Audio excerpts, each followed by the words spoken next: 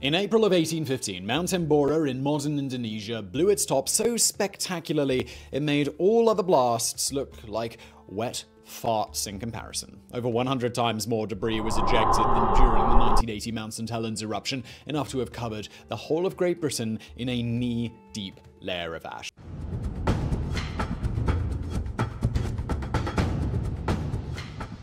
In all of human history, there have only ever been a handful of VEI-7 eruptions. The volcanic equivalent of the Richter scale, the Volcanic Explosivity Index, or VEI, measures blasts by how many cubic kilometers of debris are unleashed. A VEI-7 eruption means a minimum of 100 cubic kilometers of fiery nightmare fuel hurled skyward, the second largest level of blast known to man. Roughly 10 times bigger than Krakatoa in 1883, they almost always have horrific consequences. The Thera eruption in 1600 BC, for example, is thought to have led to the downfall of the Minoan civilization. Another in Asia may have wiped out Japan's earliest cultures. But even when placed alongside these monsters, Mount Tamboro is still something else.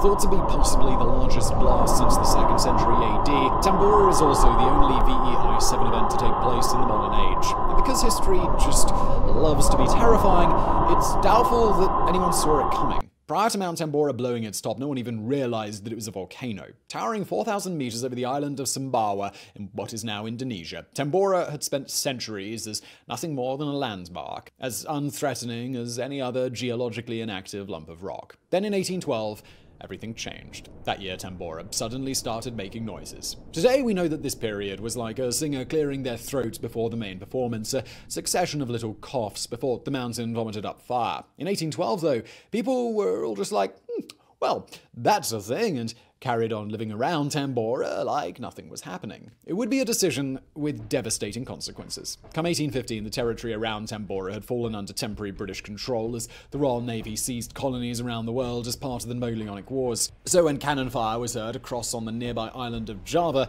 Governor Stamford Raffles scrambled ships to fight off what he assumed was an impending invasion.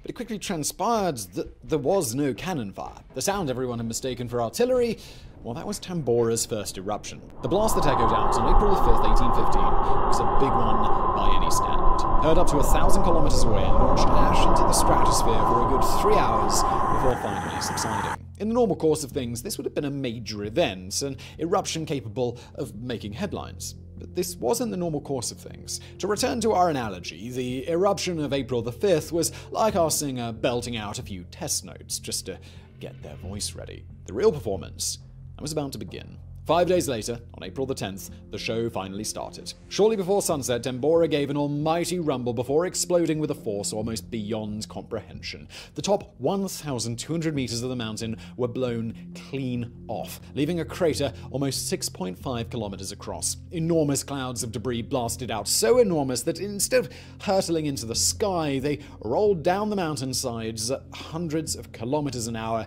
superheated clouds of death, destroying everything in their path. Inside those hurricanes of ash, gigantic boulders were hurled around so big they smashed apart buildings. Within seconds, all settlements in a 20-kilometer radius of Tambora had been annihilated. Up to 10,000 people died instantly, their flesh burned from their bones. At last, this great volcano had awoken. By the time it fell dormant again, over 90,000 people would be dead and the entire planet would be hurtling towards catastrophe.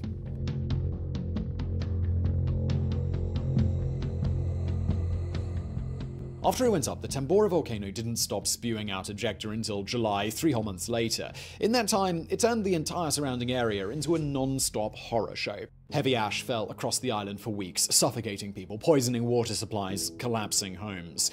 In this deadly environment, nearly everything died. Crops failed on a massive scale, causing widespread starvation. But nearly everything isn't quite the same as everything. In the dirty, stagnant water left behind, tiny microbes began to thrive, spreading out to find new hosts, sweeping across the land. Yeah, this was the next horseman of Tambora's apocalypse, our familiar friend pestilence. Across spring and summer of 1815, dysentery gripped the islands like wildfire. Tens of thousands of already weakened people succumbed to the disease. As the situation grew desperate, locals fled, abandoning entire villages, some even selling their children into slavery just to escape. And we know of this today is mostly thanks to one man. Over on Java, Governor Stanford Raffles, the future founder of Singapore by the way, got wind of the disaster and sent some people to investigate. Their reports form one of the biggest sources of information we have about the eruption. By the time Tambora finally stopped belching fire, as much as half of Sumbawa's 180,000-strong population was dead or missing, making this the deadliest known eruption in history. The after effects would also change the face of the island forever. When the local sultan had Sumbawa resettled, he brought in vast quantities of slaves, transforming the local demographic makeup.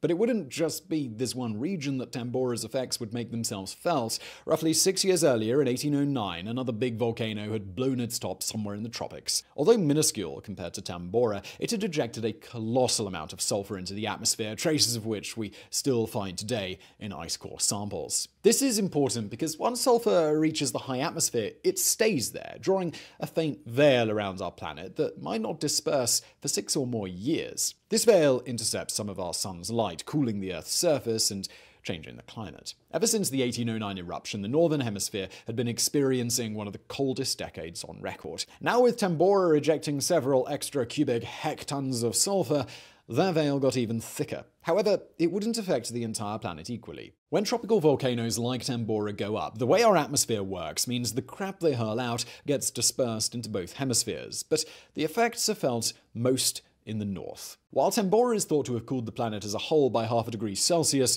Eurasia and parts of North Africa may have cooled by 4 whole degrees. Into other stuff like CRISPR, the new Mars rover, fossilized DNA, and several other exciting bits of news that explores a familiar question: can a local natural disaster impact global weather and influence the course of history?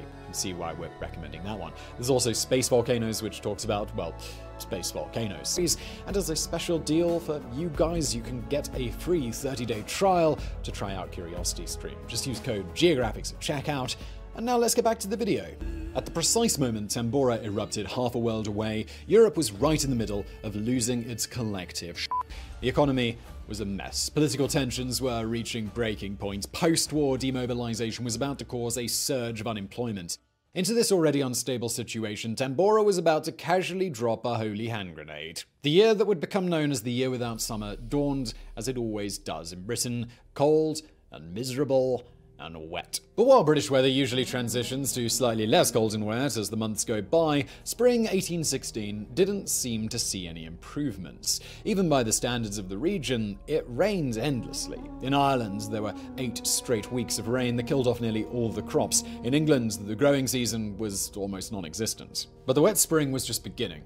Summer would be even worse. As June dawned that year, hard frosts hit Central Europe, devastating the food supply. The Bologna prophecy had been made by an anonymous astronomer who predicted that sunspots would overwhelm our star and cause darkness by July the 18th, 1816. Back when they'd left London for Switzerland, Mary Godwin, her stepsister Claire Clairmont, and Mary's lover Percy had all been desperate for a summer spent boating in the sun on Lake Geneva. Mary found herself lying awake one night while the mother of all Tambora storms boomed outside. Just as she was starting to get frustrated, there was a flash of lightning. In that flicker, the 18-year-old later claimed she saw, pleasing as it is to discover that the Boris Karloff's monster really was born on a dark and stormy night, the bad weather caused by Tambora wasn't just responsible for Mary Shelley and Polidori's horror stories. That same summer, Lord Byron would also so cold that the entire rice harvest perished not just once or twice, but 3 summers in a row. Around the Bay of Bengal, the weather in 1816 and 1817 was severe drought followed by monsoon seasons of unimaginable intensity. There's the westward migration in America that the weather disruption caused, leading to the modern history of the Great Lakes region. There's the huge advances in germ theory and sanitation